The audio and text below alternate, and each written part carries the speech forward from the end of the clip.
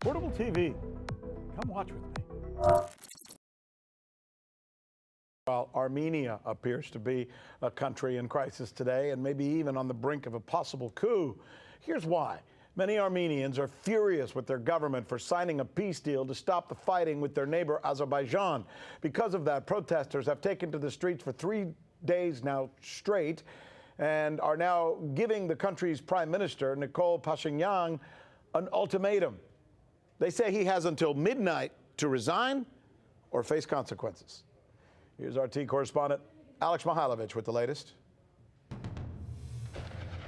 With the fighting over in Nagorno-Karabakh, a new battle has begun in the capital of Armenia. Armenia's Prime Minister Nikol Pashinyan signed a Russian-brokered peace deal, which came into effect this week, along with Azeri President Ilham Aliyev and Russian President Vladimir Putin. But not everybody is happy. Betrayal. What is going on in Armenia is a betrayal, and they're arresting those who do not want to live together with traitors. The enclave has been run by ethnic majority Armenians since 1994, but is internationally recognized as a part of Azerbaijan. The new agreement allows Azerbaijan to maintain parts of the disputed Nagorno-Karabakh region that it has taken during the recent 6-week-long conflict. Armenia has agreed to withdraw from several other areas in the enclave over the next few weeks. In addition, 2,000 Russian peacekeepers are being deployed to the region to guard a road connecting parts of Nagorno-Karabakh with Armenia. The pact has caused tension in that country. Today, thousands demonstrated in the streets of Yerevan, Armenia's capital. The protesters are calling for Prime Minister Nikol Pashinyan to step down for signing the peace accord. Many at the gathering were detained by police, including a prominent opposition leader. Despite the protests, the Armenian Prime Minister is holding his ground, saying that stopping the fighting was critical to prevent the Nagorno-Karabakh capital and other areas from being seized. This is not about transfer, but about preservation, because the document was signed in a situation when Shushi fell, when the general staff reported that the resources were in a rather problematic state. The Armenian leader in Nagorno-Karabakh has agreed with the Prime Minister, saying the deal was unavoidable.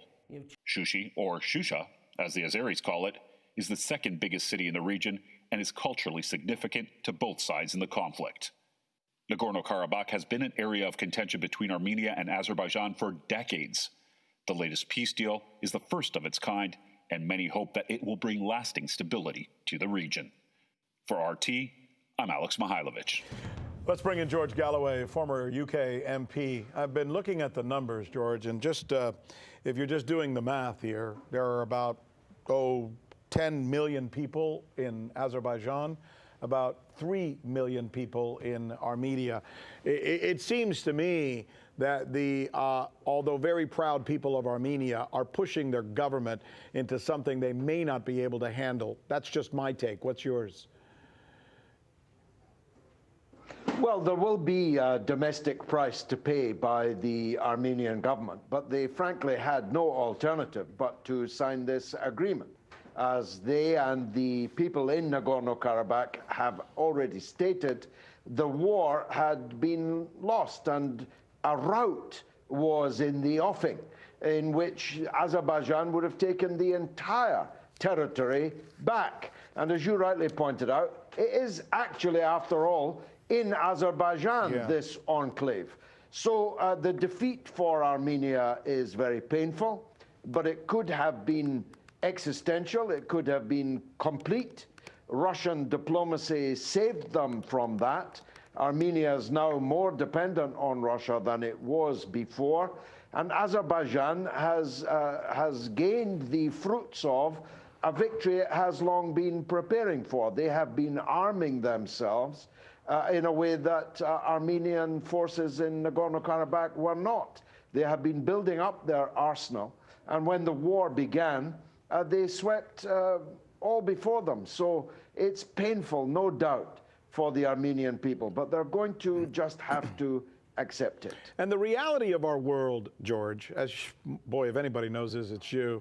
Sometimes these things are bigger than just the two countries. As I mentioned, there's some 13 million people involved in this conflict. But then you have Turkey, you have countries like Greece, you have countries like Russia, you have oil pipelines crossing through some of these regions.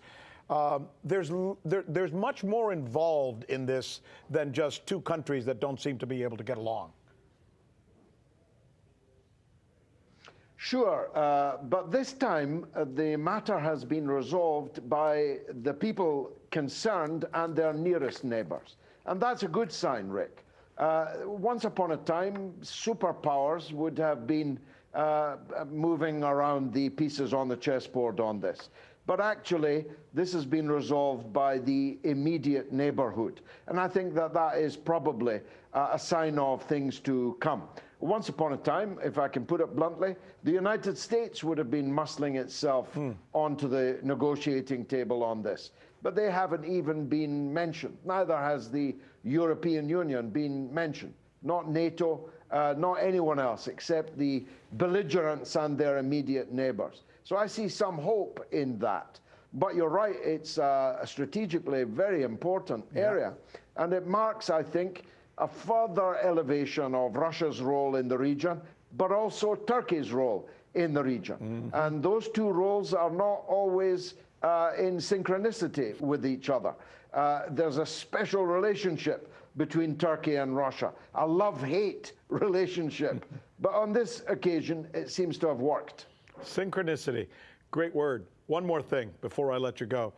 We're not sure what's going to happen with the Prime Minister. I mean, the last report we just got, you heard me say it, they're giving him an ultimatum that he has until midnight to resign. Put that in perspective for us. If I was him, I'd resign. I'm not sure it's going to be much fun being the Prime Minister of Armenia in these circumstances. If I was him, I'd collect my books and go off and live somewhere quiet. And I think that's what he probably will do. All because they think he capitulated. So he's seen as a weak leader now because he gave in to their enemies, right? That's the way, rudimentarily speaking, that's what they're saying about him. Yes. And they're right about that. My point is that he had no choice, that he would have lost the entirety of the territory. There would have been ethnic cleansing of the Armenian people who live on that territory. And all the while, Azerbaijan would have been acting within international law because it is their territory. And nobody can be expected indefinitely to allow an extra state entity to exist inside one's own territory.